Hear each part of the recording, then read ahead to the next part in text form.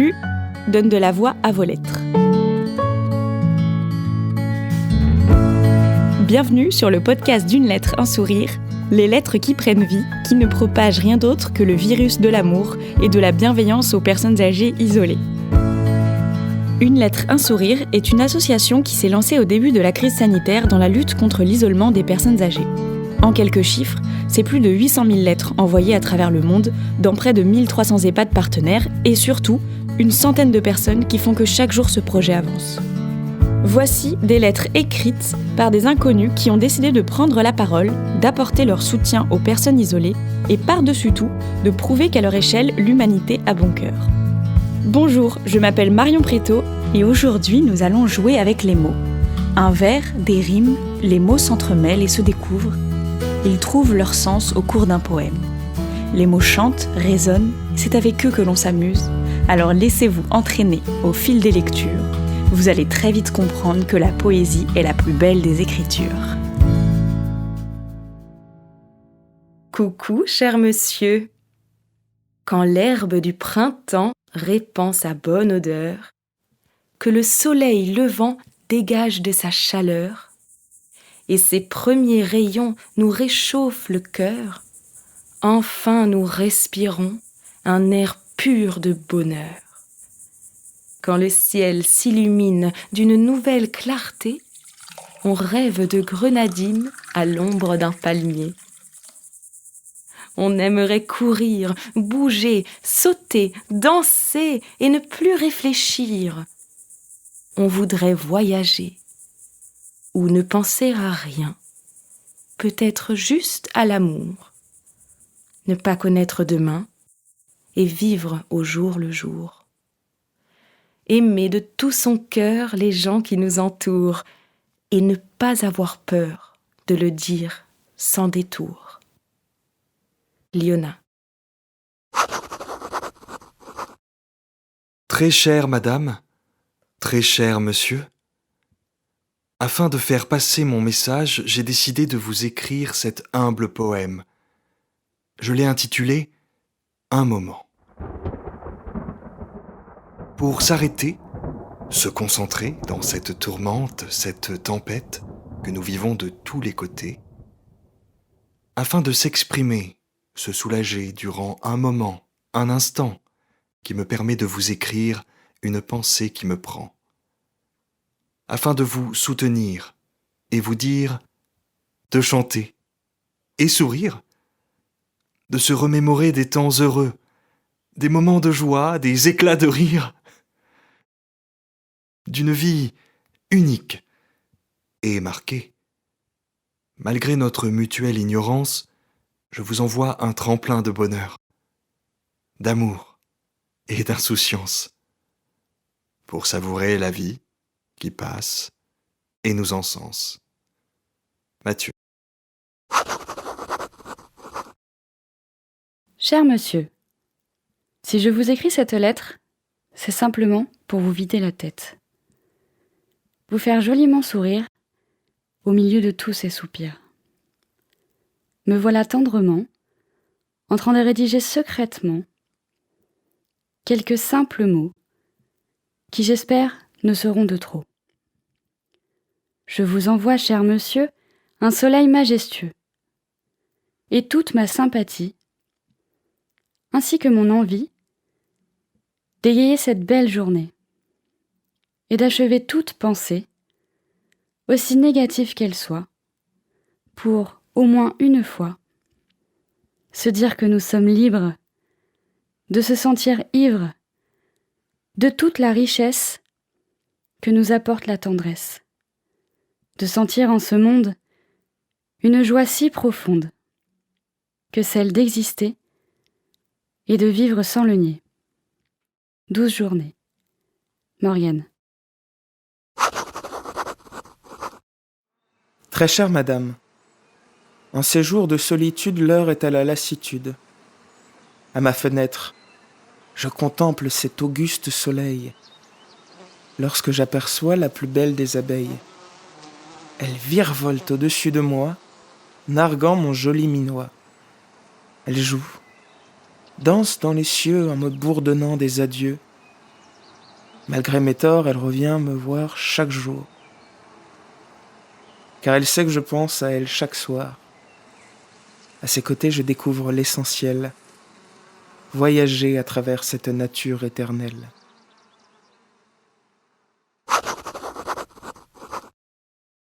Très cher monsieur, très chère madame, un sourire ne coûte rien et produit beaucoup. Il enrichit celui qui le reçoit sans appauvrir celui qui le donne. Il ne dure qu'un instant, mais son souvenir est parfois éternel. Personne n'est assez riche pour s'en passer. Personne n'est assez pauvre pour ne pas le mériter. Il crée le bonheur au foyer, soutient les affaires. Il est le signe sensible de l'amitié. Un sourire donne du repos à l'être fatigué, donne du courage aux plus découragés. Il ne peut ni s'acheter, ni se prêter, ni même se voler, car c'est une chose qui n'a de valeur qu'à partir du moment où il se donne.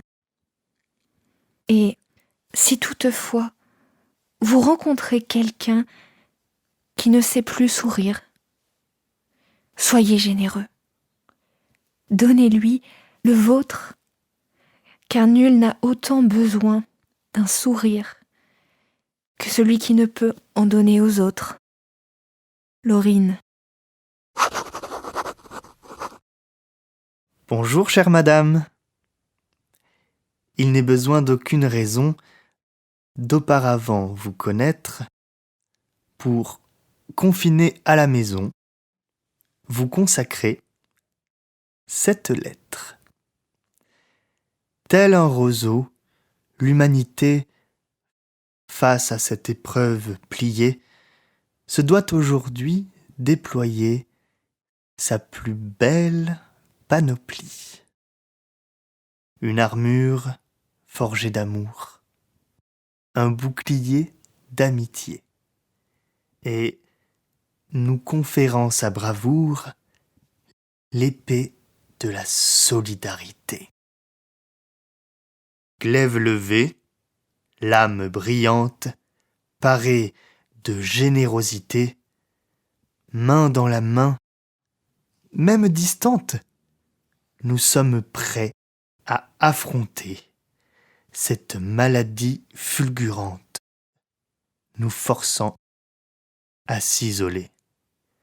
Mais nos âmes sont résilientes et nos cœurs restent soudés. C'est un message d'espoir que je souhaite vous confier. Car, même aux heures les plus noires, nous ne saurions vous oublier. Vous, madame, dont le grand âge est synonyme de sagesse. Je vous transmets sous cet orage tout mon respect et ma tendresse. Remerciez aussi de ma part ceux qui toujours vous accompagnent, ceux qu'on applaudit chaque soir pendant que nos vies ils épargnent. Leur courage est exemplaire. Volontaires à toute épreuve, ces chevaliers populaires en sont aujourd'hui la preuve. Ce combat, nous terminerons et en sortirons vainqueurs. Puis, ensemble, nous deviendrons peut-être des hommes meilleurs. Prenez soin de vous, chère madame. Simon.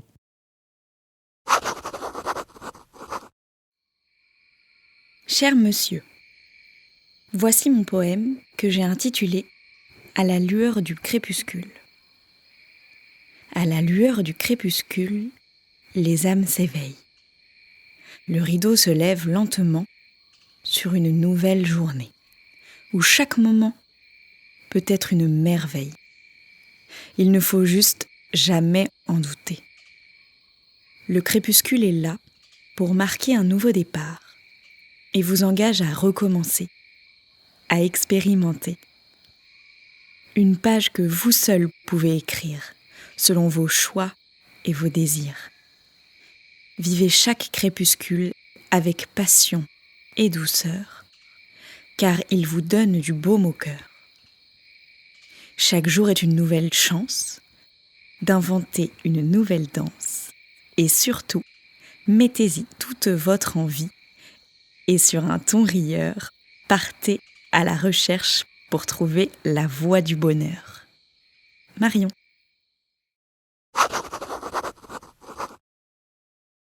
Très chère madame, le temps semble s'être arrêté et le poids de la solitude commence à peser. Aujourd'hui, je vous fais une proposition. Lorsque la nuit tombe et que les astres s'éveillent, nous regarderons la lune et les étoiles ensemble. Ainsi, en même temps, nous penserons l'une à l'autre. Et si ce n'est le vôtre, cela réchauffera mon cœur. Les sentiments ne s'entendent pas, mais ils s'écrivent. Alors, je vous envoie ces mots avec beaucoup d'amitié. Prenez soin de vous. Je vous embrasse très très très très très très très fort. Hortense. Chère madame, j'espère que vous vous portez au mieux. Par les temps qui courent, la peur traîne libre dans tous les cœurs. Non pas seulement les dangers qui font verser des milliers de larmes dans toutes les familles touchées, mais aussi la solitude. La solitude, surtout pour vous, qui ne pouvez plus voir les personnes qui sont chères à vos yeux. Mais n'oubliez pas que ne serait-ce que dans votre cœur, votre famille, vos amis et tous les Français pensent à vous. Le silence absolu peut parfois effrayer, mais rappelez-vous qu'au loin, quelqu'un songe à vous. Je vous envoie ici une lettre empathie de joie et de bonheur, et j'espère qu'elle saura vous réchauffer le cœur. Je vous envoie un poème que j'ai écrit et qui reflète le sentiment que l'on éprouve quand quelqu'un vous manque. Alors le soir venu, regardez le clair de lune et pensez à ceux qui vous aiment. L'harmonieuse symphonie de la lune berce mon cœur telle la chute d'une plume. Une arabesque et douce mélodie, pâle dans la brume qui m'étourdit, se glisse avec élégance à mes oreilles et offre à mon cœur une joie éternelle. Souvent, dans mes lents songes inspirants, mon inconscient me tend le temps d'un court instant. Cet astre à la chevelure d'argent qui se pavane et éblouit les champs. Pourtant, cette dame n'est pas ma muse. Aucune chose de ce qu'elle fait ne m'amuse. Et toi, tu es le crépuscule du soleil, qui me fait voir cette couleur vermeille. Tous les livres du monde en disent moins que le regard de tes yeux dans les miens. Sans toi, les longues journées passent, en un ostinato dont je me lasse. Éléonore.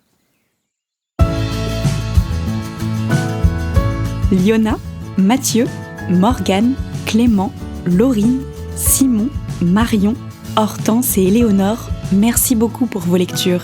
Et merci à vous, tous les auteurs de l'ombre, pour vos jolies lettres. Si vous aussi, vous souhaitez apporter un peu de bonheur à une personne âgée isolée, rendez-vous sur unelettreensourire.org. À bientôt pour de nouvelles lectures avec Lu, les lettres qui prennent vie.